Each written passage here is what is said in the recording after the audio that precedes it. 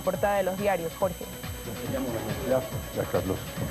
Y ahora son las 7 de la mañana con 16 minutos y como ustedes pudieron ver, el economista Abelardo Pachano se está sentando este momento y arreglando precisamente. El micrófono ya está aprobado, funciona bien, no va a tener lluvia, perfectamente, gracias Cliciani.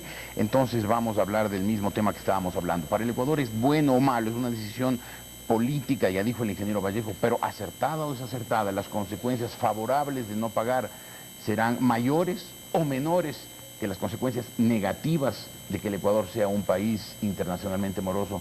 Economista Pachano, ¿qué dice usted? Buenos días. Buen día, Jorge. Creo que es un error lamentable.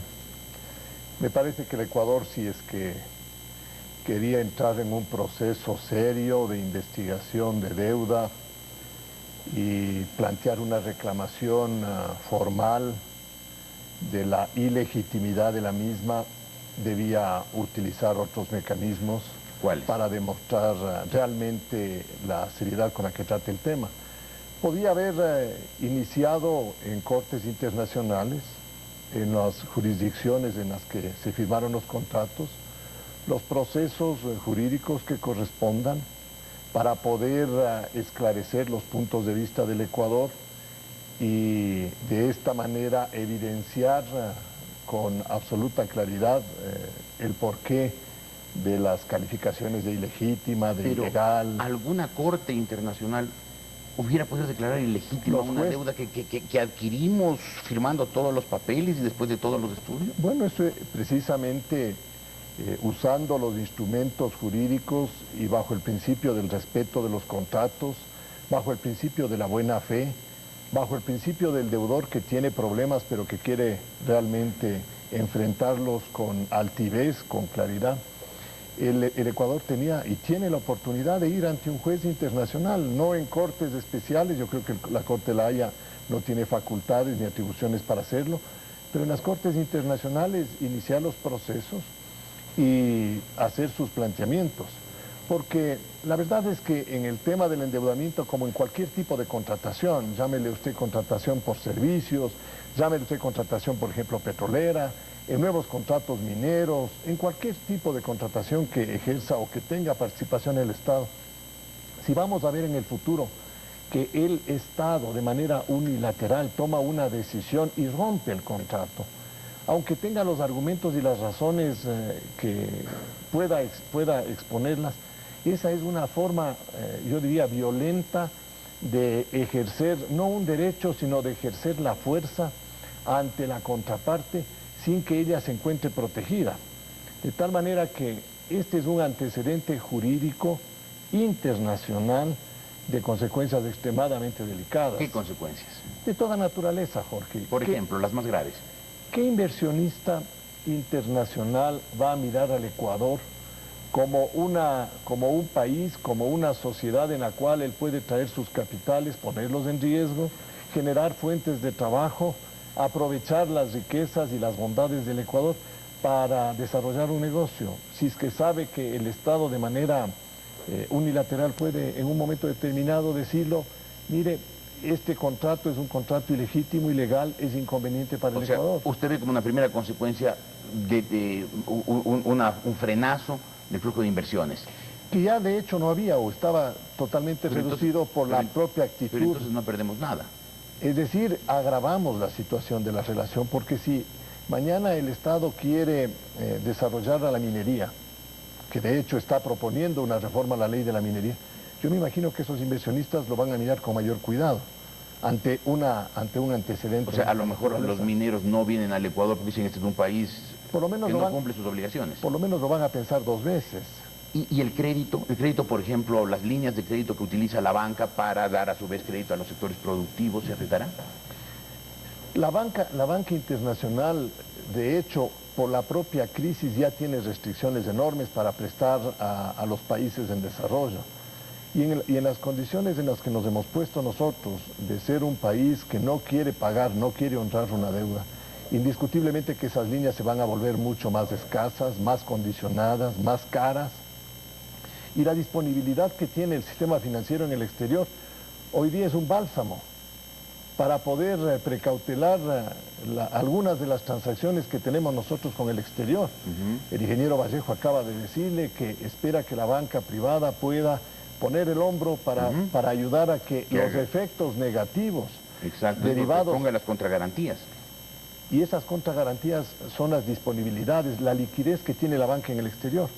Sin embargo, el gobierno está promoviendo un proyecto de ley para imponer un impuesto del 1% flat a las disponibilidades de la banca en el exterior para que traiga la banca al Ecuador, para que preste en el Ecuador. Y aquí un ejemplo absolutamente práctico, absolutamente del momento, de cómo en circunstancias extraordinarias esas medidas prudentes que toma el sistema financiero ecuatoriano sirven precisamente para precautelar a los intereses nacionales. Entonces, nosotros esperaríamos, por ejemplo... Usted dice que es prudente que la banca tenga su plata en el exterior. Jorge. ¿Por qué es prudente? Por los depositantes, Jorge. Porque en un sistema de dolarización, en donde nosotros no tenemos a ninguna institución del país que nos pueda ayudar cuando se produzca algún tipo de emergencia en el mercado y los depositantes no se sientan seguros, la única manera de responder ante la confianza de los depositantes es teniendo la liquidez a disposición de ellos. Y esa liquidez está precisamente para eso. O sea, ustedes sacan la plata no para especular, sino para proteger el dinero de la gente que deposita en sus bancos. Claro, Jorge. En el año 1999, los bancos que salimos de la crisis, fuimos los bancos que teníamos liquidez, que además la habíamos manejado honestamente, con honorabilidad, pero que teníamos liquidez. Los que no tenían liquidez en el 99 ya no existen. Ahora, el ingeniero Vallejo dijo, esta era una decisión política necesaria, no es busca de votos, no es cálculo político el empezar una campaña, es una decisión necesaria porque se viene una crisis en que nos va a hacer falta dinero.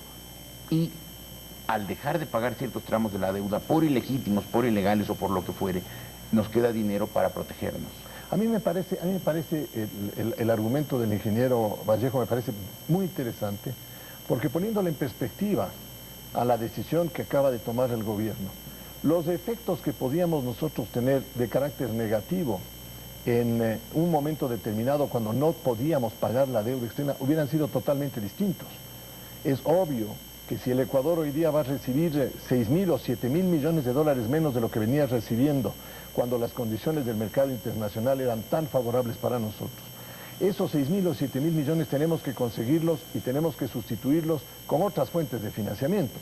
Parte de ella va a ser endeudamiento público, parte de ella tiene que ser endeudamiento privado, parte debía ser inversión privada, parte tenía que ser ahorro público, entrar en un proceso de austeridad. Y la reflexión del ingeniero Vallejo nos lleva al hecho de que si es que los ecuatorianos, si es que el Ecuador no puede pagar, lo que tenía era que demostrarle a la comunidad internacional y decirle, señores, por medidas precautelares nuestras, porque nos encontramos en una situación extraordinaria, lo que les queremos es proponer una renegociación de la deuda, una reestructuración de la deuda. Prudente. Pero es obvio, Jorge, hacer un planteamiento. Las reestructuraciones de la deuda son parte del convivir de las finanzas. ¿Y este momento nuestros acreedores hubieran aceptado una nueva renegociación? Es posible que sí, Jorge, porque si uno le da argumentos razonables al acreedor, el acreedor también tiene que mirarlo desde el punto de vista de tratar de resolver la situación de su contraparte. Pero ¿cómo le damos argumentos razonables si el Ecuador ha recibido durante los últimos 2 años mucha plata por el petróleo y la hemos en gran parte malgastado o gastado dispendiosamente en campañas electorales y en publicidad?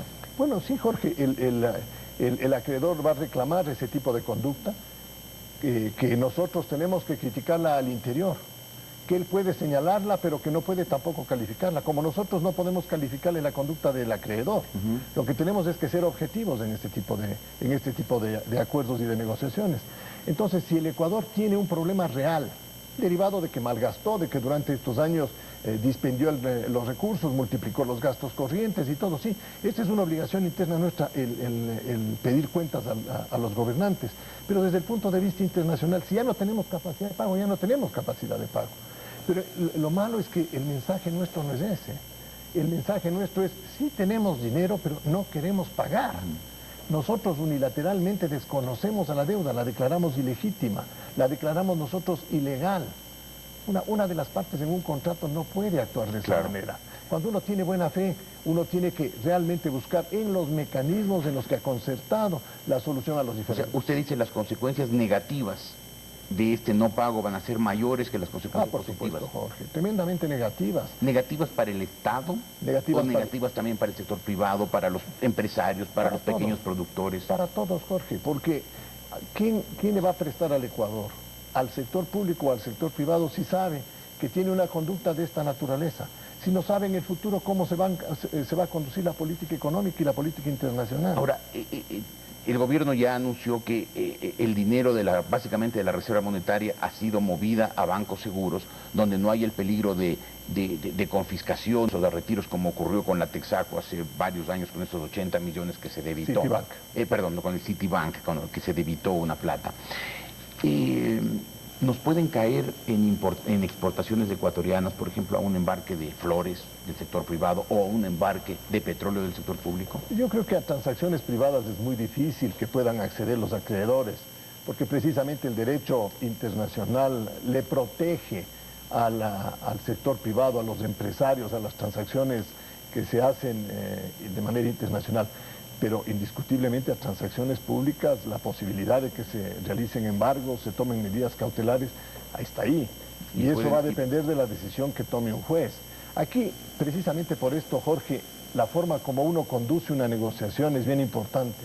Si un país declara que no puede pagar y un acreedor le demanda ante un juez, y el país va al juez y le dice, señor, no es que no quiero pagarlo, no puedo pagarlo, las condiciones mías no me permiten pagar, reconozco la deuda, pero necesito alivio en el pago, en el pago de la deuda. El juez, por la tradición de la legislación anglosajona, tiene que darle la oportunidad al deudor de reescalonar su deuda, de reducirla, de obtener una serie de ventajas.